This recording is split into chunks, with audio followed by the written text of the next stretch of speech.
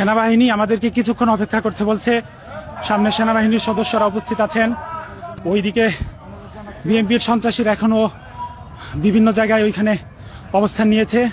পক্ষ থেকে আমাদেরকে বলছে একটু অপেক্ষা করুন, আমরা এই রাস্তায় শান্তিপূর্ণভাবে অপেক্ষা করব। আমি প্রশাসনের ভাইদেরকে অনুরোধ করব, আমরা শান্তিপূর্ণভাবে এইখান থেকে আমাদের লোকজনকে নিয়ে যাব, কারণ আমরা চাই না এই নির্বাচনকে সামনে রেখে এই এলাকায় কোনো বিশৃঙ্খলা সৃষ্টি হোক। একটা অনাকাঙ্ক্ষিত ঘটনা ঘটেছে, আমি বিএনপির ভাইদেরকে অনুরোধ করব, যা ঘটনা ঘটেছে তা ঘটে গেছে।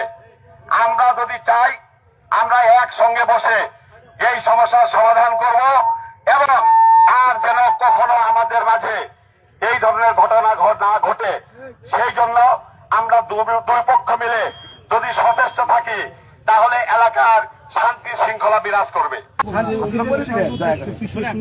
আমি একটু কথা, আমার কথা শুনেন, দেখেন এখন ওই সামনে পরিস্থিতি ভালো না, জায়গায় জায়গায় অবস্থা নেওয়া আছে। আপনার কোনো বিষয় না, এখন বলা যাচ্ছে না, বলা না, এখন বলা যাচ্ছে না, এখন আপনার রাস্তা ক্লিয়ার পাবেন না। একটু অপেক্ষা করেন, আপনাদের শুভ হবে আমি মনে করি। আমরা সন্ধ্যার আগে এখান থেকে বের হয়ে যাবো, এই ব্যবস্থা করে 10 মিনিট।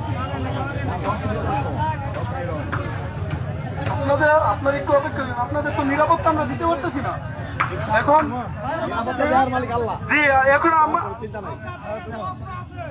না অস্ত্র থাকলে তো সবকিছু হবে না, আমরা তো নিরাপত্তা দিতে পারতেছি না, একটু অপেক্ষা করেন।